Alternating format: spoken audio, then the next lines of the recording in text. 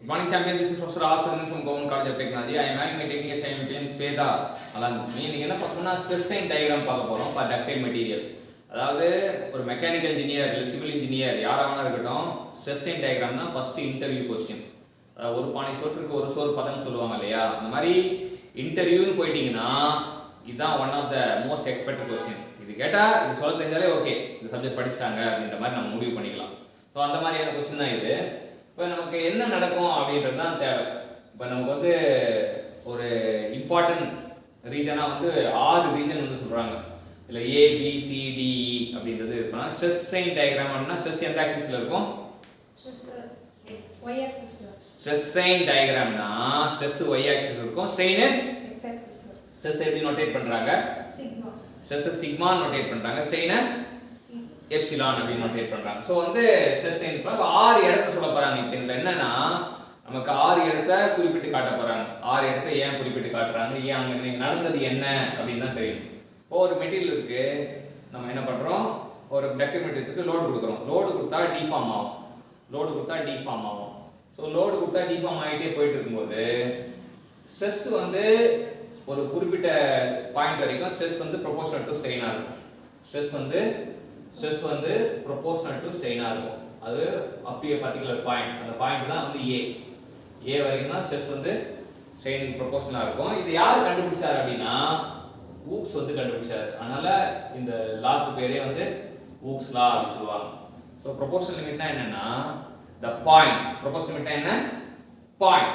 Proportional லிமிட்னா point, எல்லாமே point தான், சரியா? ப்ரொபோர்ஷனல் லிமிட்னா பாயிண்ட். அந்த பாயிண்ட்ல வந்து எப்படி இருக்கும்? Stress directly proportional to strain ஆ இருக்கும். யார் கண்டுபிடிச்சா?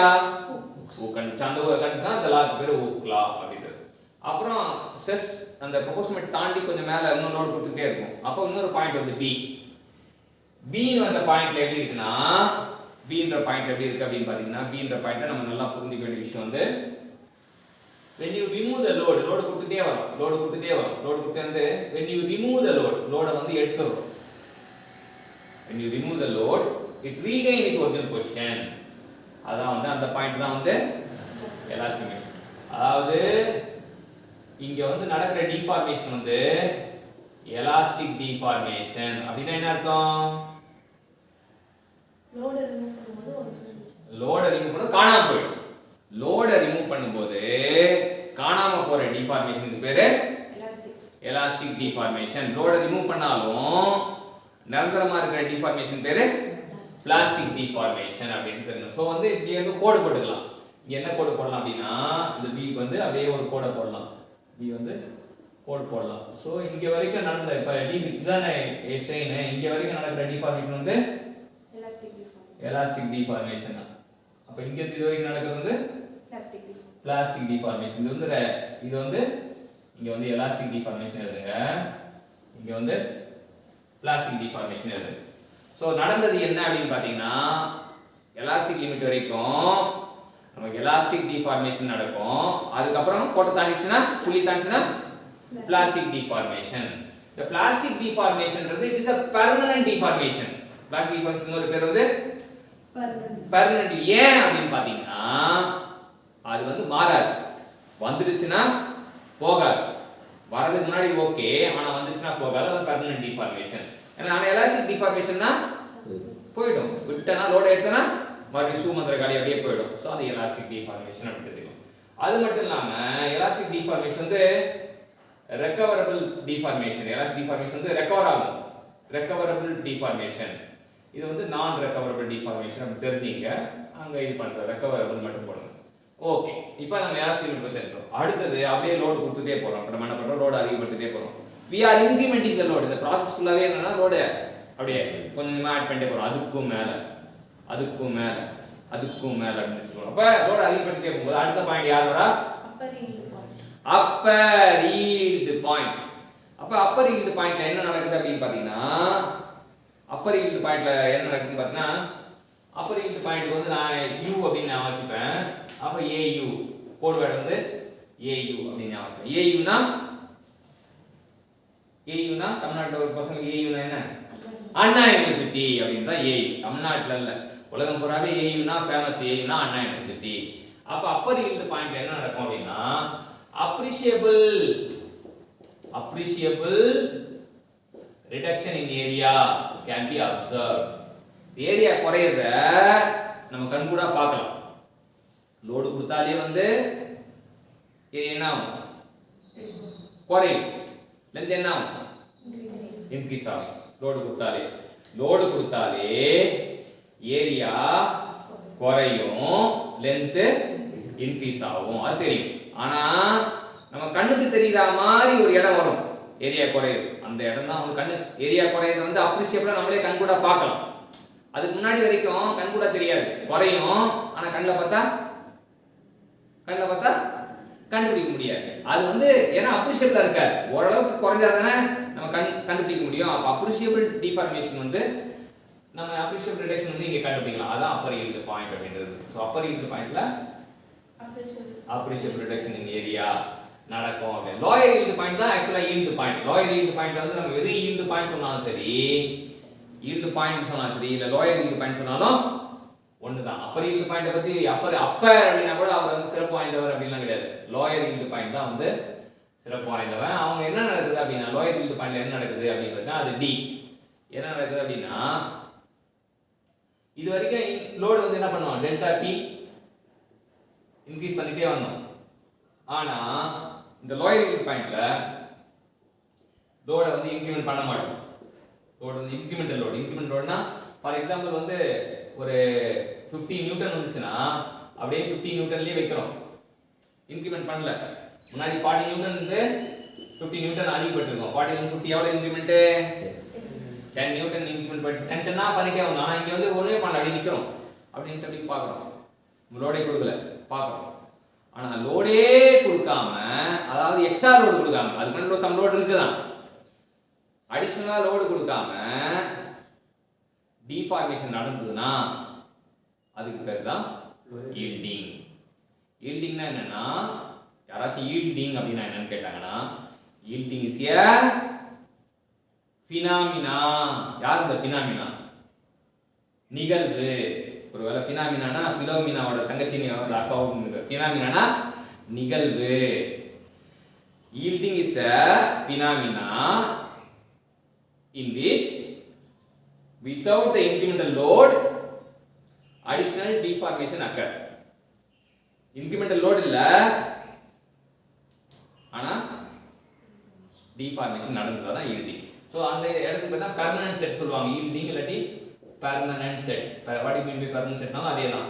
permanent set னா without the incremental load deformation occur. without incremental load deformation நடந்தது, அதான் வந்து occurs. so அடுத்து ultimate stress. ultimate stressனா என்ன அப்படினு பாத்தீங்கன்னா, it is the maximum stress the material can withstand. ultimate star யாரு? அஜித். ultimateனா தலை அப்படினுவாங்க, சரியா? ultimate starனா தலை அப்படினுவாங்க. so தலை தான் ultimate star. சோ அப்படினு சொல்லும்போது அல்டிமேட்டா அதுக்கு மேல இல்லடா, அதுக்கு மேல ஒண்ணும் இல்லடா, அல்டிமேட் தான் உச்சம் அப்படின்றதா. So ultimate the maximum stress the material can withstand அப்படினா என்னது அல்டிமேட். அதுக்கப்புறம் அதுக்கும் மேல அப்படினு போனீங்கன்னா failure will occur. it is a breaking point. so breaking pointல the breaking point is the point at which the material will rupture or break அப்படி சொல்லலாம். So ஆறு இடத்தை பத்தியும் நம்ம தெளிவா தெரிஞ்சுக்கிட்டோம்.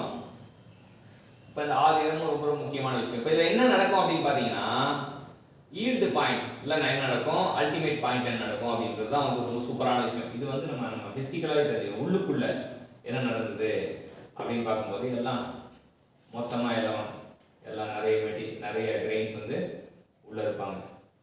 எல்லா கிரெயின்ஸும் உள்ள ஒரு பர்டிகுலர் மாலிகுலர் அந்த இது மைக்ரோ ஸ்ட்ரக்சர்ல பார்த்தோம்னா எல்லா கிரெயின்ஸும் உள்ள இருப்பாங்க. லோடு கொடுக்கும்போது என்ன நடக்கும் அப்படின்னு பார்த்தோன்னா, லோடு கொடுத்தோன்னே எல்லாமே என்ன பண்ணுவாங்க, எல்லாமே ஜாலியாக உள்ள இருப்பாங்க. பவுண்டரி இருக்கும், இது வந்து கிரெயின் பவுண்டரி. இது வந்து இது பேரு கிரெயின் பவுண்டரி. கிரெயின் பவுண்டரிக்குள்ள யார் இருக்கா? கிரெயின்ஸ் இருக்காங்க. கிரெயின் பவுண்டரிக்குள்ள கிரெயின்ஸ் இருக்காங்க. ஸோ வந்து இப்போ ஈல்டு பாயிண்ட் என்ன ஆகும்னா, இந்த கிரெயின் பவுண்டரி உடைப்படும். இது எல்லாம் இந்த பவுண்டரி வந்து பவுண்டரி பிரேக்ஸ். எங்க ஈல்டு பாயிண்ட்ல பவுண்டரி பிரேக் இங்கே லோயர் பவுண்டரி வந்து கிரெயின் பவுண்டரி வந்து நமக்கு உடைஞ்சிடும். அதான் நடக்குது. ஆனால் தான் என்ன ஆகுது, பவுண்டரி உடஞ்சோன்னா எல்லாமே ஒரு ஜெர்க்காவாங்க. ஜெர்க்கானோன்னா இந்த இங்கே கிரெயின் பவுண்டரி உடையுதா, அப்புறம் இது வரைக்கும் குறைஞ்சிரும். கிரெயின் பவுண்டரி உடஞ்சோன்னா ஸ்ட்ரென்த் பலவீனமாக ஆகிறாங்க. ஸ்ட்ரென்த் ஃபஸ்ட்டு வந்து அப்பர் ஈல்டு பாயிண்ட் அதிகமாக இருக்குது, அப்பர் ஈல்டு பாயிண்ட் அதிகமாக இருக்குது, லோயர் ஈல்டு பாயிண்ட் வந்து கம்மியாக இருக்கனால ஸோ பலவீனமாக ஆகிறாங்க. எதனால் பலவீனம் ஆகிறாங்க, பவுண்டரி வந்து உடஞ்சி போகுது. பவுண்டரி உடையதுனால பலவீனம் ஆகிறாங்க. அப்புறம் என்ன ஆகிறாங்க, பவுண்டரி உடஞ்சவொடனே வீட்டுக்குள்ளே எல்லாருமே இந்த ஜாலியாக இருந்தாங்க, வீடு இருந்தது, எல்லாம் வீடே இல்லை. அப்போ எல்லாம் மக்கள் மட்டும்தான் இருக்காங்க. அப்போ என்ன பண்ணுவாங்க, யாரோ ஒருத்தர் அடிக்க வரான். அப்போ என்ன பண்ணுவாங்க, எல்லாருமே ஒன்றா அப்படி கெட்டியமாக பிடிச்சிப்பாங்க. எல்லாமே சேர்ந்து பிடிச்சோன்னு என்ன ஆகும், எல்லாமே சேர்ந்து பிடிச்சோன்னு என்ன ஆகும், அவங்களே பவுண்டரி ஆகிடுறாங்க. டேய் பவுண்டரியில் தானே எங்களை உதைக்கிறீங்க, நாங்களே பவுண்டரிடா அப்படின்னா பலம் கூடுது. அப்புறம் கூட்டிகிட்டே வரும். அதுக்கப்புறம் இங்கே வந்தவன்னா அவனுங்களே உடஞ்சிடறாங்க. அப்போ குறையும். இங்கே வந்து அந்த கிரெயின்ஸே வந்து கிரெயின்ஸ் எல்லாமே புரோக்கன் ஆகிடும். இங்கே பார்த்தீங்கன்னா இது வந்து இந்த இடத்துல வந்து கிரெயின்ஸ் வந்து புரோக்கன் ஆகிடும். இங்கே கிரெயின் பவுண்டரி தான் உடையும். கிரெயின் பவுண்டரி உடஞ்சோன்னா இதுவாகும். கிரெயின் பவுண்டரி உடஞ்சோன்னா நமக்கு இறங்கும். இப்போ கிரெயின் பவுண்டரி இங்கே உடையுன்னு வச்சுங்களேன், அப்பர் ஈல்டு பாயிண்டில் உடையுதுன்னா இங்கே கிரெயின் பவுண்டரி புரோக்கன் ஆகுது. அதுக்கப்புறம் நம்ம ஸ்ட்ரென்த்து போகுது. அப்போ கிரெயின்ஸ்க்கு வந்து பலம் வந்தது. கிரெயின்ஸ்க்கு எப்படி பலம் வந்ததுன்னா, இங்கே வந்து grains get strength by strain hardening. Strain ஆர்டனிங்னால தான் அவங்க ஏறாயிடுறாங்க, எல்லாம் பலசாலியாக மாறிடுறாங்க. தானே எங்களை அடிக்கிறீங்களடா நாங்களே பலசாலியாகிறோம்னு சொல்லிட்டு ஸ்டெயின் ஆர்டனிங், அதெல்லாம் அவங்க பலம் வாய்ந்தவங்க. அப்போ அவங்களால தாங்க முடியும். ஸோ இது வந்து ஃபிசிக்கல் ஃபினாமினா. அதாவது உள்ளுக்குள்ளே என்ன நடந்தது. ஏன்னா காம்படிட்டிவ் எக்ஸாமில் அதிகமாக உள்ள வரது கிடையாது, மேலோட்டமாக தான் கேட்பாங்க. காம்படிட்டிவ் எக்ஸாம்னாலே என்ன அர்த்தம், ரொம்ப ஆழமாக தான் போய் கேட்க மாட்டாங்க. அவங்க ஃபுல்லாக போகிற எல்லா பாலுமே ஃபுல் டாஸ் பால் தான். ஆனால் நம்ம அடிக்கணும் 6 அடிக்கணும், போய் அப்படியே சிங்கிள்ஸ் எடுத்துருக்காரு. அது போடுற பால் ஃபுல் டாஸ் பால், நீ எதை பண்ணணும் வீசணும். அங்கே போய் சிங்கிள்ஸ் எடுத்துனா நம்ம இப்போ அடுத்த எக்ஸாம் போ அப்படின்றாங்க. ஸோ இது வந்து சூப்பரான கான்செப்ட். எப்படி உள்ள கிரெயின் பவுண்டரி உடையுது, எப்படி வந்து ஸ்டெயின் ஆர்டனிங் நடக்குது, எப்படி பலம் கிடைக்குது, அப்புறம் கடைசி அவங்களே உடஞ்சி போகிறாங்க. அப்போ தாங்கிட்டு கிரெயின் கொஞ்சமாக உடஞ்சிட்டே வருவாங்க, கொஞ்சம் கடைசியாக மொத்தம் முழுசாக உடஞ்சிருவாங்க. இங்கே வந்து முழுசாக உடஞ்சிருவாங்க, ஃப்ராக்சர் பாயிண்ட் வந்து. ஸோ இதான் வந்து நம்ம புரிஞ்சுக்கிட்டு. ஸோ இந்த நம்ம புரிஞ்சுக்கிட்ட விஷயத்த ஸ்வேதா கிட்ட கேட்டு இன்னும் கொஞ்சம் தெரிஞ்சுப்போம். என்ன புரிஞ்சுது நீங்கள் சொல்லுங்கள். இப்போ ஸ்ட்ரெஸ் ஸ்ட்ரெயின் டயக்ராம் வந்து டக்டைல் மெட்டீரியலுக்கு டிரா பண்றோம். அது இருக்குன்னா ஷியர் ஸ்ட்ரெஸ்க்கும் ஷியர் ஸ்ட்ரெயினுக்கும் நம்ம வெறும் ஸ்ட்ரெஸ்ஸுக்கும் ஸ்ட்ரெயினுக்கும் நம்ம டிரா பண்றோம். அப்போ வந்து ஃபர்ஸ்ட் வந்து ஸ்ட்ரெஸ்ஸும் ஸ்ட்ரெயினும் வந்து லீனியரா இன்க்ரீஸ் ஆகுது. அப்போ வந்து stress is directly proportional to strain. இது யார் கண்டுபிடிச்சாங்கன்னா ஹூக்ஸ், அதனால இது ஹூக்ஸ் லா அப்படின்னு சொல்றோம். நெக்ஸ்ட் வந்து இன்னும் கொஞ்சம் லோடு கொடுக்கும்போது அது எலாஸ்டிக் லிமிட் அட்டைன் ஆகுது. நெக்ஸ்ட் லோடு இன்க்ரீஸ் பண்ணும்போது அப்பர் ஈல்டு பாயிண்ட்டை அந்த மெட்டீரியல் வந்து அட்டைன் ஆகுது. அந்த அப்பர் ஈல்டு பாயிண்ட்ல என்ன நடக்கும்னா அப்ரிஷியபிள் ரிடக்ஷன் இன் ஏரியா நடக்கும். நெக்ஸ்ட் வந்து இன்னும் லோடு கொடுக்கும்போது நெக்ஸ்ட் லோடு வந்து கான்ஸ்டண்ட்டாக வச்சுக்கோங்க. லோடு கான்ஸ்டண்ட்டாக வைக்கும்போது அதில் என்ன நடக்கும்னா பர்மனன்ட் செட் நடக்கும். அப்போ வந்து அது லோவர் ஈல்டு பாயிண்ட் வரும். அதுதான் வந்து நம்ம ஈல்டிங் அப்படின்னு சொல்கிறோம். நெக்ஸ்ட் என்னன்னா லோடு வந்து அப்படியே இருக்கும்போது அல்டிமேட் ஸ்ட்ரெஸ் வந்து அட்டைன் ஆகும். அந்த அல்டிமேட் ஸ்ட்ரெஸ் தான் வந்து மேக்ஸிமம் ஸ்ட்ரெஸ் அப்படின்னு சொல்கிறோம். நெக்ஸ்ட் வந்து இன்னும் லோடு அடுத்து வந்து ஃபெயிலியர் ஸ்ட்ரெஸ் நடக்கும். அது வந்து பிரேக்கிங் பாயிண்ட் அப்படின்னு சொல்கிறோம். எலாஸ்டிக் லிமிட் முடியல இருக்கிறது வந்து எலாஸ்டிக் டிஃபார்மேஷன் சொல்கிறோம். நெக்ஸ்ட் ஃப்ராக்சர் ஸ்ட்ரெஸ் முடியல இருக்கிறது வந்து plastic deformation or permanent deformation சொல்கிறோம்.